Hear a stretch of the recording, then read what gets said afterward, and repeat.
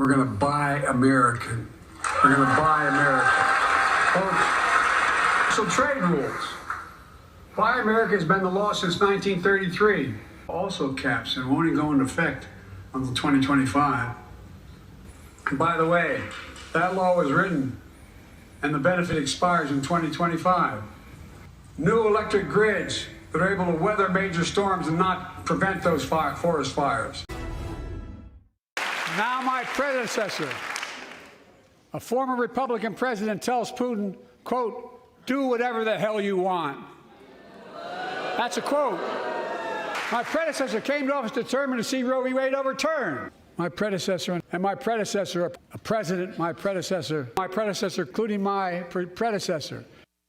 While Biden spent most of last night's State of the Union acting like Trump was Voldemort, he who must not be named, my next guest, who's also running for president, has a different vision for America.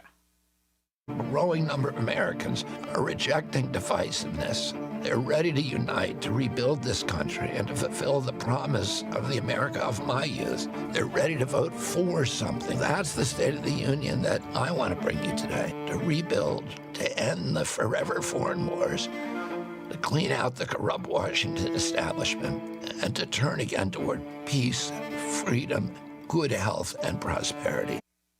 Joining me now is Robert F. Kennedy Jr., 2024 independent presidential candidate.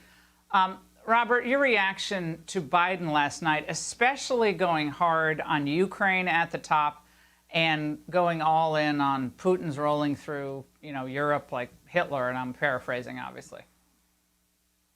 Yeah, I thought the speech in general, I agree with some of the commentators that you've had, that it was hyper-partisan, that it was more like President Biden, when he came in, promised to unify the country, that this was more of a campaign stump speech that you'd give to a kind of a red meat crowd during the last 2 weeks of the campaign, rather than the kind of statesmanlike and presidential unifying speech that we want to see and that the nation expects and that the world expects from the State of the Union address, where you want to see, you want something that inspires pride in our country and all around the globe. This speech is listened to billions of people around the world, and we want to showcase the best of our country and not just make it a sort of a partisan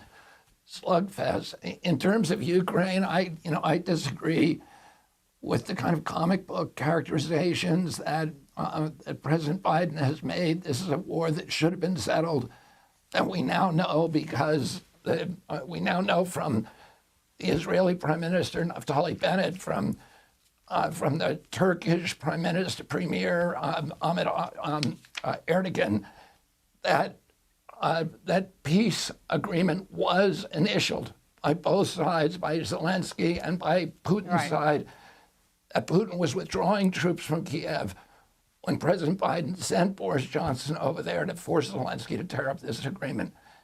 This was not about stopping Putin from rampaging across Europe. It is a war about the extension of NATO into Ukraine, which we should not be doing. Our greatest diplomats have condemned that. It was a mistake.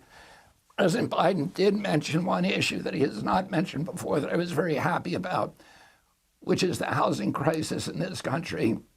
The fact that young people can't get into a home.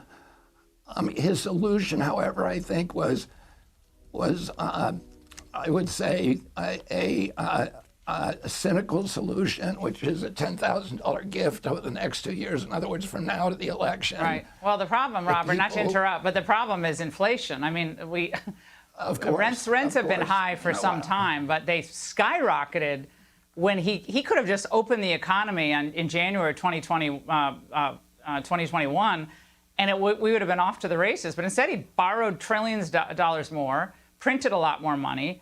That helped drive inflation and drove up the cost of everything. So it's easy for him to say now, oh, inflation's high, we got to do things. But his policies are the primary driver right now of the cost of rent and every other thing that people buy. And he didn't really want to touch any of that.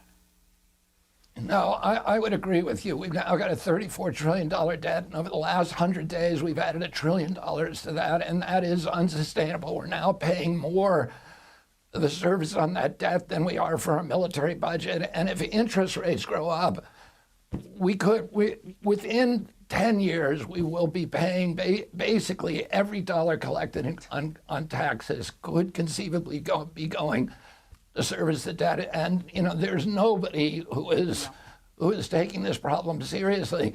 The big issue, and you're right about inflation contributing to the price of a housing stock, Laura. That housing stock is going up faster than anybody else, and it's a systemic problem. And a lot of it has to do with these big Democratic donors, BlackRock, State Street, Vanguard, Blackstone, Fidelity Group, which own 88% of the S&P 500 and are now targeting single-family homes. Oh, yeah.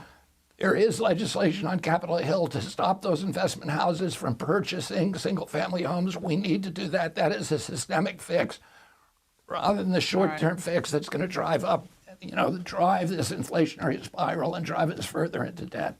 Robert, it's always great to see you. We're not going to play any sound bites about people who say you don't have any chance because you're scaring everybody out there. We really appreciate your voice tonight. Thank you.